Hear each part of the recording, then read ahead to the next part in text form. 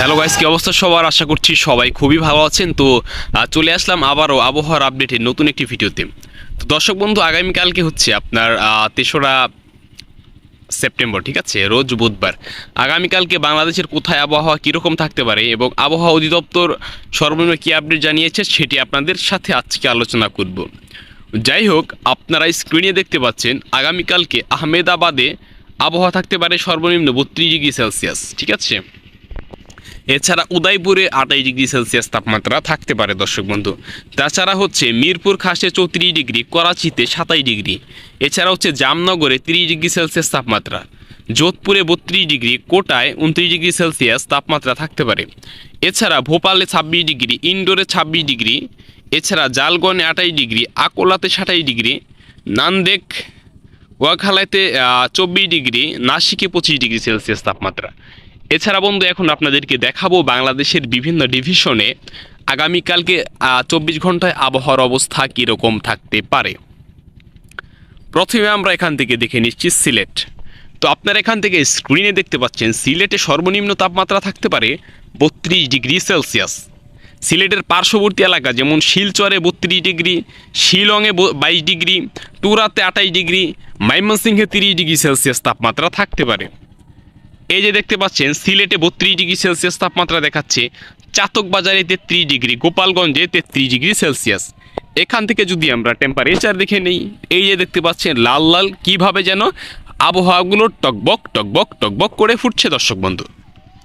এই যে গোপালগঞ্জে 32 ডিগ্রি সেলসিয়াস তাপমাত্রা, চারখায়ে 32 ডিগ্রি, এছাড়া হচ্ছে বেনিবাজারে 32 ডিগ্রি, চাতকবাজারে 33 ডিগ্রি সেলসিয়াস তাপমাত্রা।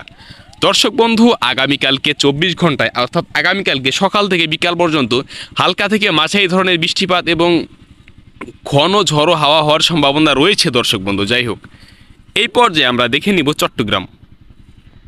এখন আমরা চট্টগ্রাম থেকে এখান থেকে রেইন থান্ডার থেকে চট্টগ্রামের অবস্থা দেখে নেব।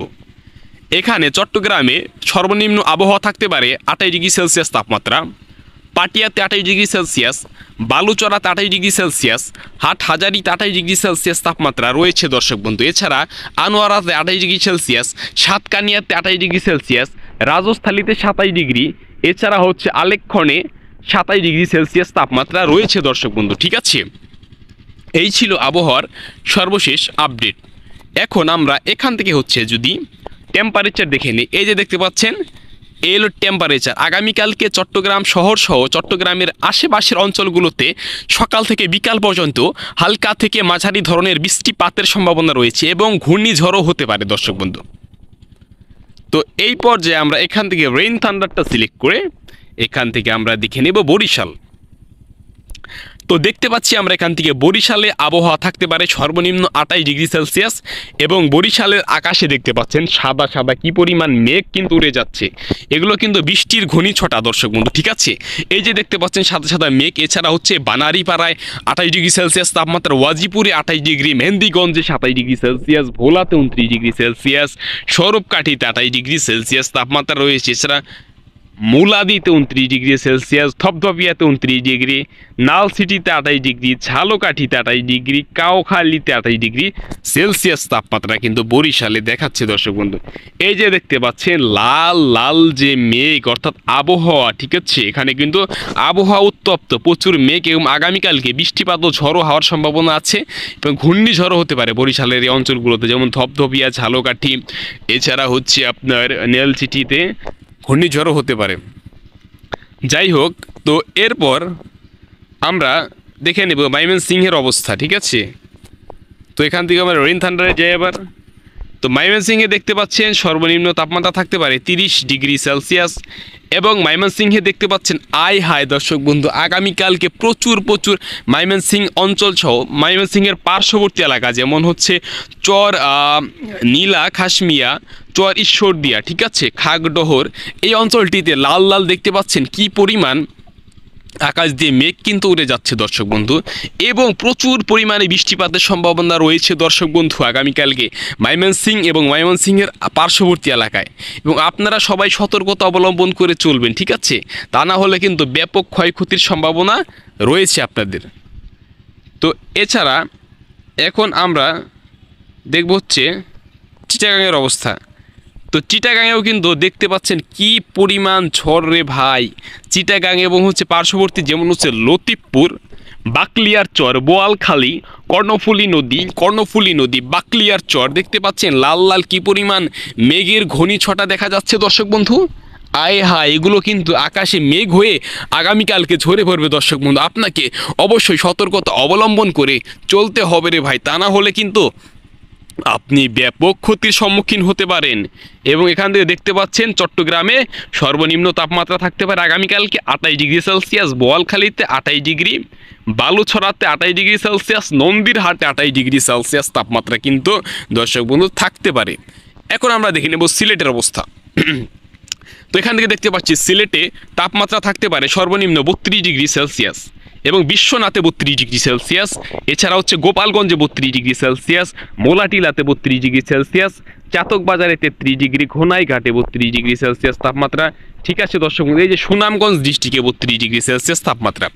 আমরা এখান থেকে রেইন থান্ডার টেম্পারেচার দেখে নেব। এই যে দেখতে পাচ্ছেন আকাশটা কেমন যেন টকবক টকবক করছে এবং এই যে মেঘের ঘূর্ণিঝড়টা আগামীকালকে কিন্তু সকাল থেকে বিকাল পর্যন্ত এই অঞ্চলগুলোতে প্রচুর বৃষ্টিপাত হওয়ার সম্ভাবনা রয়েছে এবং হালকা থেকে মাঝারি ধরনের ঘূর্ণিঝড়ও হওয়ার সম্ভাবনা রয়েছে কিন্তু দর্শক বন্ধু। ঠিক আছে, তো এই পর্যায়ে আমরা এখন দেখে নেব হচ্ছে ঢাকার অবস্থা। তো এখন দেখতে পাচ্ছেন যে ঢাকাতে আগামীকালকে আবহাওয়া থাকতে পারে সর্বনিম্ন 31 ডিগ্রি সেলসিয়াস। ঠিক আছে, আমরা যদি এখান থেকে জুম ইন করি দেখতে পাচ্ছেন ঢাকায় আয় হায়, ঢাকা এবং হচ্ছে পার্শ্ববর্তী যেমন হচ্ছে আপনার খাটারচর, ভাকুরতা, সালেহেপুর, বাগ, সাতরা, এছাড়া হচ্ছে সাদুল্লাপুর, বনগ্রাম, এছাড়া বলিয়ারপুর, বিরুল, এই যে দেখতে পাচ্ছেন লাল লাল কি পরিমাণ আকাশ দিয়ে মেঘ ঝরে যাবে আগামী 24 ঘন্টায় এবং প্রচুর পরিমাণ বৃষ্টিপাত এবং সকাল থেকে সন্ধ্যা পর্যন্ত হালকা থেকে মাঝারি ধরনের বৃষ্টিপাত হবার সম্ভাবনা রয়েছে এবং ঘূর্ণিঝড় হতে পারে দর্শক বন্ধু। এছাড়া টাঙ্গাইলের এই অঞ্চলটি, ঢাকার যে পার্শ্ববর্তী জেলা টাঙ্গাইলে প্রচুর পরিমাণ হচ্ছে ঘূর্ণিঝড় হয়েছে আগামীকালকে এবং সামনেও হতে পারে। আকাশটা কিন্তু খুবই মেঘাচ্ছন্ন এবং তাপমাত্রার পরিমাণটাও কিন্তু বেশি যাচ্ছে দর্শক বন্ধু আগামী 24 ঘন্টার মধ্যে।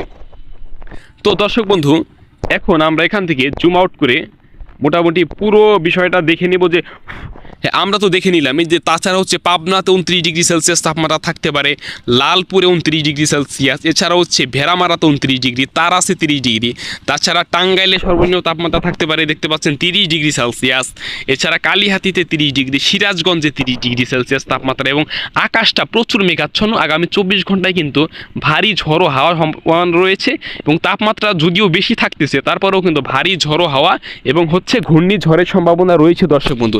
আপনারা সবাই অবশ্যই সতর্কতা অবলম্বন করে চলবেন যতটুকু সেফলি থাকা যায় এবং আপনারা যারা টিনের ঘরে ঘুমান তারা অবশ্যই সতর্ক থাকবেন, কারণ যে কোনো সময় কিন্তু কোনো গাছ ভেঙে পড়তে পারে বা আপনার ভয়াবহ কোনো ধরনের ক্ষতি হয়ে যেতে পারে।